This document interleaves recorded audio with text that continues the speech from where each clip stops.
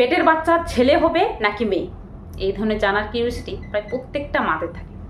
এই সময় অনেক দিদিভাইরা কমেন্ট বক্সে বাচ্চার হার্টবিট দিয়ে জানতে চান যে দিদিভাই আমার ক্ষেত্রে কি হবে, ছেলে বাবু নাকি মেয়ে বাবু। আবার অনেকে বলেন যে দিদিভাই আমার ক্ষেত্রে এই লক্ষণটা দেখা দিচ্ছে, আমার ক্ষেত্রে কি সন্তান হতে পারে। তো এই সময় এই সমস্ত কিছু দেখে আদৌ কি জানা সম্ভব যে আপনার ক্ষেত্রে ছেলে হবে নাকি মেয়ে। চলুন এই বিষয়ে আপনাদের সাথে বিস্তারিতভাবে আলোচনা করব, তার সঙ্গে সঙ্গে আমার নিজস্ব পার্সোনাল এক্সপিরিয়েন্সও শেয়ার করব এবং শেষের দিকে শেয়ার করব যে কিভাবে বুঝতে পারবেন যে আপনার বাচ্চা ছেলে হবে নাকি মেয়ে। ভিডিওটা শেষ পর্যন্ত দেখুন, আশা করি আপনার জন্য অনেকটাই হেল্পফুল হবে। তার জন্য ভিডিওটা মন দিয়ে দেখুন, আর ভিডিওটা ভালো লাগলে ইনফরমেটিভ মনে হলে বেশি বেশি শেয়ার করুন, পারলে একটা লাইক করুন, আর চ্যানেলটাকে এখনও পর্যন্ত সাবস্ক্রাইব না করে থাকলে সাবস্ক্রাইব করুন। চলুন ভিডিও মনে দেওয়া যাক। নমস্কার, দেশমন পঞ্চুর আরেকটি নতুন ভিডিওতে সকলকে স্বাগত। তো দেখুন, প্রেগনেন্ট হতে না হতে এই সময় স্বাভাবিকভাবে প্রত্যেকটা মায়েদের শরীরে বিভিন্ন রকম লক্ষণ প্রকাশ পায়। যেমন কেউ কেউ দেখতে অনেকটা সুন্দর হয়ে যায়, আবার কেউ কেউ কিন্তু খুব খারাপ হয়ে যান, মানে মুখের মধ্যে ব্রণ হচ্ছে, গা হাত পা শুকিয়ে আছে। আবার অনেকের ক্ষেত্রে যেটা হয় যে পেটটা মনে হচ্ছে এতটা বড় হচ্ছে যে সামনের দিক থেকে পুরো ফুটবলের মতো দেখতে মনে হচ্ছে। আবার কারো কারো ক্ষেত্রে এমনটা হচ্ছে যে পেটটা মনে হচ্ছে নিচের দিকে ঝুলে আসছে। এই সময় অনেকের ক্ষেত্রে আবার খাওয়ারেরও বিভিন্ন রকম পরিবর্তন হয়ে থাকে। যেমন কেউ কেউ কিন্তু এত টক ঝাল খেতে ভালোবাসেন যে তাকে টক ঝাল দিতে দিতে বাড়ির লোক ক্লান্ত হয়ে যান। আবার অনেকে এই সময় মিষ্টি খেতে খুব ভালোবাসে। এই সমস্ত কিছু লক্ষণ দেখে স্বাভাবিকভাবে আমাদের দিদা কাকিমারা বা আমাদের পারিপার্শ্বিক যারা দিদিরা রয়েছেন অনেক সময় বলে থাকেন তোমার ক্ষেত্রে ছেলেই হবে বা মেয়েই হবে। তো এটা কি আদৌ সত্যি? দেখুন, এটা কিন্তু বিজ্ঞান মতে কোনো মতে ধরা হয় না। বিশেষত গবেষণা অনুযায়ী দেখা গেছে প্রেগনেন্সিতে এই লক্ষণগুলো পুরোপুরি স্বাভাবিক। প্রেগনেন্ট হতে না হতে প্রত্যেকটা মায়েদের শরীরে বিভিন্ন রকম হরমোন ক্ষরিত হয়, যেমন progesterone, oestrogen, ACG, relaxin, oxytocin, আরও বিভিন্ন রকম হরমোন।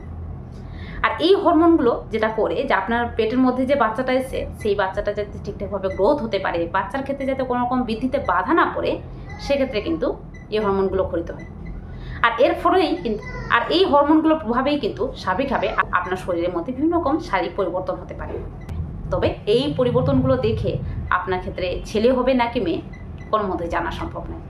অনেকের ক্ষেত্রে মিলে যেতে পারে, তবে 100% ভাবে আপনার ক্ষেত্রে যে মিলে যাবে এই ধারণাটা কখনোই পোষণ করবে না।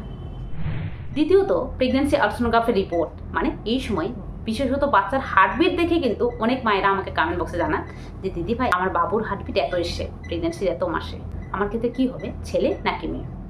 তো দেখুন, এই সময় আপনি যদি গুগল সার্চ করে দেখেন তো এই সময় দেখতে পাবেন যে এখানে কিন্তু বলা হয় যে বাচ্চার হার্টবিট যদি 140-এর বেশি আসে তাহলে কিন্তু আপনার ক্ষেত্রে মেয়ে সন্তান হবে, আর যদি বাচ্চার হার্টবিট 140-এর কম আসে তাহলে বুঝে নিন আপনার ছেলে সন্তান হবে।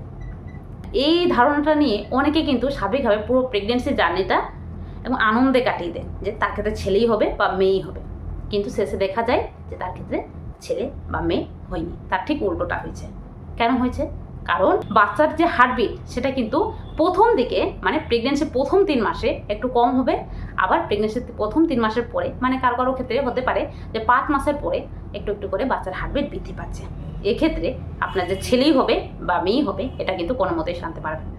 বিশেষত আমার ক্ষেত্রে বলে দিই, আমার নিজস্ব পার্সোনাল এক্সপিরিয়েন্স, আমার ছেলে বাবুর ক্ষেত্রে প্রেগনেন্সি প্রথম থেকে শেষ অবধি, ইভেন আমি যখন ডেলিভারি করতে যাই সেই সময়ও বাচ্চার হার্টবিট কিন্তু সবসময় 150-এর বেশি থেকেছে। 140 তো দূরের কথা, 150-এর বেশি থেকেছে, 170-র নিচে থেকেছে। এক্ষেত্রে আমার ছেলে বাবু হয়েছে। তো বুঝতে পারছেন, এক্ষেত্রে বাচ্চার হার্টবিট দেখে আপনি কোনো মতেই বুঝতে পারবেন না যে আপনার ক্ষেত্রে ছেলেই হবে বা মেয়েই হবে। বাচ্চার হার্টবিট যে কোনো সময় কম বা বেশি হতে পারে। এক্ষেত্রে বাচ্চার হার্টবিট দেখে আপনি কোনো মতেই শিওর হবেন না যে আপনার ক্ষেত্রে ছেলে বাবু হবে নাকি মেয়ে হবে, কেউ বলতে পারবে না। এটা বিজ্ঞান মতে কোনো মতেই ধরা হয় না। এবারে এই সময় প্লাসেন্টা পজিশন দেখেও অনেকে জানতে চান, সেটা কি, প্লাসেন্টা পজিশন যদি আপনার ক্ষেত্রে অ্যান্টিরিয়র পজিশন থাকে তাহলে কিন্তু আপনার ক্ষেত্রে ছেলে পজিশন, তাহলে কিন্তু আপনার ক্ষেত্রে ছেলে বাচ্চা হবে। অ্যান্টিরিয়র পজিশন বলতে গেলে সামনের দিকে প্লাসেন্টা, আর যদি প্লাসেন্টা পজিশন পোস্টেরিয়র পজিশন থাকে, মানে পিছন দিকে প্লাসেন্টা পজিশন থাকে, সেক্ষেত্রে কিন্তু আপনার মেয়ে বাচ্চা হবে। এটা কিন্তু অনেক মায়েরা বলে থাকেন। এই সময় অনেকে কিন্তু আলট্রাসোনোগ্রাফি রিপোর্ট দেখে বলেন যে আমার ক্ষেত্রে মেয়ে বাবু হয়েছে এই প্লাসেন্টা পজিশন। হ্যাঁ, হতে পারে, কিন্তু এই বিষয়টা বলে দিই, প্রেগনেন্সিতে প্লাসেন্টার পজিশন কিন্তু আপনার ক্ষেত্রে যে কোনো পজিশন হতে পারে, সে গর্ভের মধ্যে ছেলে হোক বা মেয়ে হোক। কারণ গর্ভের মধ্যে যে প্লাসেন্টা রয়েছে সেটা স্বাভাবিকভাবে আপনার বাচ্চার শরীরে অক্সিজেন, পুষ্টি, নিউট্রিশন সাপ্লাই সাহায্য করে। এক কথায় বলতে গেলে বাচ্চাকে বৃদ্ধিতে সাহায্য করে। এক্ষেত্রে প্লাসেন্টা পজিশন যে কোনো পজিশনে হতে পারে আপনার গর্ভের মধ্যে। কারো ক্ষেত্রে প্লাসেন্টা পোস্টিও পজিশন হতে পারে, কারো ক্ষেত্রে এন্টিও পজিশন হতে পারে, সেটা কিন্তু বডি টু বডি নির্ভর করে। এক্ষেত্রে আপনার ছেলে বাবু হতে পারে অথবা মেয়ে বাবুও হতে পারে। এই বিষয়টা নিয়ে একদম পুরোপুরি ক্লিয়ার থাকুন যে আপনার ক্ষেত্রে প্লাসেন্টা পজিশন দেখে কোনো মতে জানা সম্ভব না।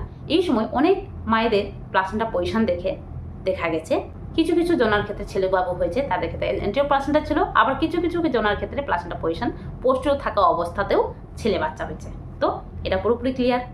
এবারে এই সময় অনেকেই কিন্তু টেস্ট দিয়েও অনুমান করে থাকেন, মানে সাধারণত প্রেগনেন্সিতে একটা টেস্ট রয়েছে।